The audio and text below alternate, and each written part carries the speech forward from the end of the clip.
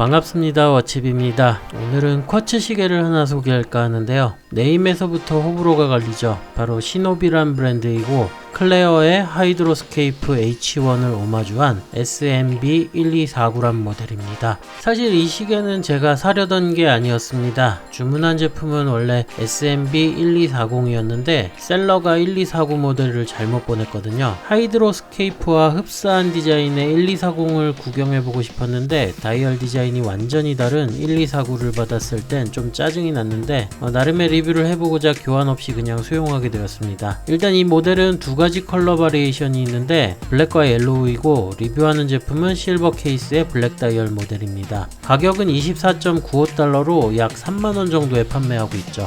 시계의 사양은 다음과 같습니다. 케이스는 스테인리스 스틸 재질에 직경은 45mm로 소개가 되고 있는데 좌측 끝에서 우측 끝까지 실측을 해보면 용두를 제외하고 48mm 포함하면 51mm로 나오고 있죠. 러그 투 러그는 52mm이고 두께는 13mm로 전체적으로 꽤 큰 사이즈의 시계입니다. 밴드는 실리콘 재질의 러버 밴드이고 폭은 24mm로 상당히 널찍하죠. 그리고 글라스는 하드렉스이며 무브먼트는 일본산 쿼츠가 장착되어 있고 방수 성능은 30m입니다. 특징으로는 3시 방향의 데이트 창이 들어가 있습니다.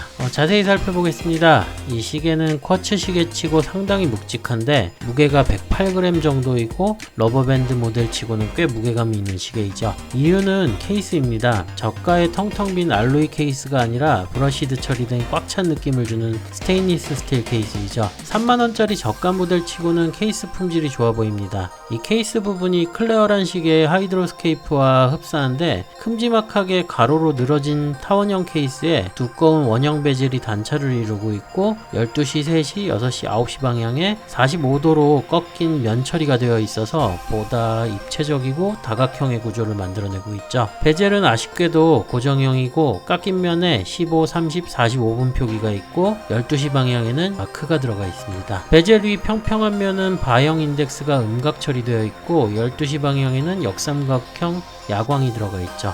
다이얼이 독특합니다. 좌우 비대칭 디자인인데 12시, 6시에 바형 화이트 인덱스를 기준으로 좌측에는 9시 인덱스가 패턴이 들어간 채로 양각 처리되어 있고 반면에 우측면에는 다이얼의 패턴이 깔린 채로 바형 화이트 인덱스에 3시 방향은 아라빅 처리가 되어 있고 데이트 창도 위치하고 있죠. 상단에는 시노비 로고만 들어가 있고 센터 세컨드는 시분 초침이 위치하고 있습니다. 시분 핸즈가 독특한 디자인인데 펜슬형이고 바깥쪽 절반은 옐로우, 안쪽 절반은 블랙 컬러로 구분이 되어 있죠. 초침은 얇은 스켈레톤 스타일이고 야광은 시분 핸즈와 베젤의 역삼각형의 처리가 되어 있습니다. 성능은 평범한 수준인데 베젤의 음각 처리된 인덱스에도 야광 도료가 들어갔으면 더 좋았을 것 같다는 생각이 들었습니다. 케이스의 측면은 사양의 12mm로 나오고 있는데 실측을 해보면 다이얼까지 13mm 정도로 측정이 됩니다. 쿼츠치고는 좀 두툼한 인상을 주네요. 글라스는 플랫한 하드렉스이며 다이얼이 굴절없이 깨끗하게 보여집니다.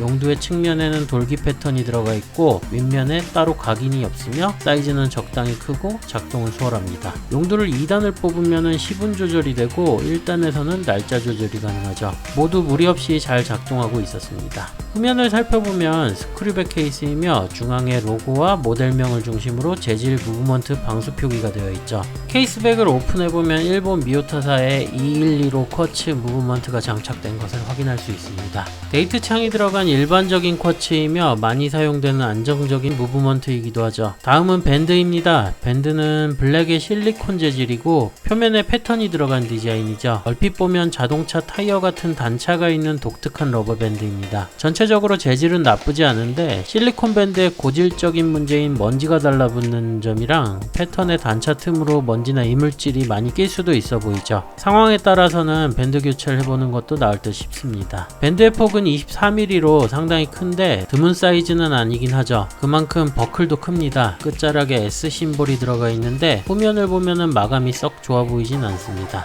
착용을 해봤는데 생각보다 괜찮았습니다. 일단 사이즈에 대해서 우려가 가장 클 텐데 용두를 포함한 직경이 51mm인데 반해서 러그 트러그도 52mm 정도밖에 안하고 베젤의 폭도 12mm로 두꺼워서 시계가 과하게 커 보이진 않죠. 단 17cm 미만의 손목 두께를 지니신 분들은 부담이 될 것 같습니다.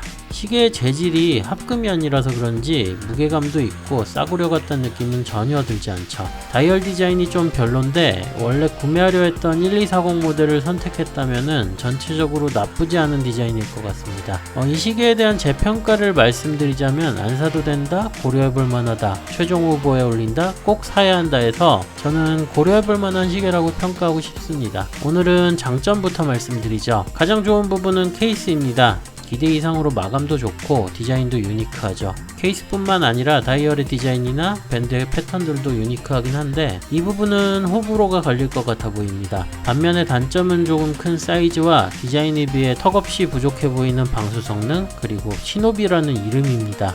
시노비의 시계들을 보면서 드는 개인적인 생각은 제품의 품질이나 디자인의 다양성을 추구하는 면에서는 중국 브랜드들 가운데서 높은 수준이라고 봅니다. 저가 쿼츠라인에서 주목할 만한 브랜드이죠. 하지만 이름이 그 좋은 면들을 다 깎아먹고 있습니다. 이건 로고의 디자인으로도 커버가 안 되는 부분이죠. 시노비라는 이름에서 연상되는 이미지가 시계의 모든 라인에 영향을 주고 있습니다. 심지어 일본 닌자를 의미하는 시노비와 스펠링도 다른데 중국 브랜드가 무슨 생각으로 이 네이밍을 사용한 건지 이해가 가질 않습니다. 이 브랜드가 일본 거라고 해도 살까 말까한 이름인데 말이죠. 시계 이름으로 시노비가 웬 말인지 모르겠습니다. 결론적으로 원하던 다이얼 모델이 안 와서 아쉽긴 한데 개인적으로 다이얼과 로고를 바꿔서 재디자인을 해보거나 다이얼을 통째로 스왑해보고 싶은 욕구가 들었죠. 시노비라는 네이밍에 크게 관여를 안 하는 분들 가운데서 이런 류의 디자인을 선호하는 분들이라면 한번 경험해볼 만한 모델이긴 합니다. 그럼 리뷰가 도움이 되었길 바라면서 저는 다음에도 다양한 주제로 찾아오도록 하겠습니다. 시청해주신 분들께 감사드립니다.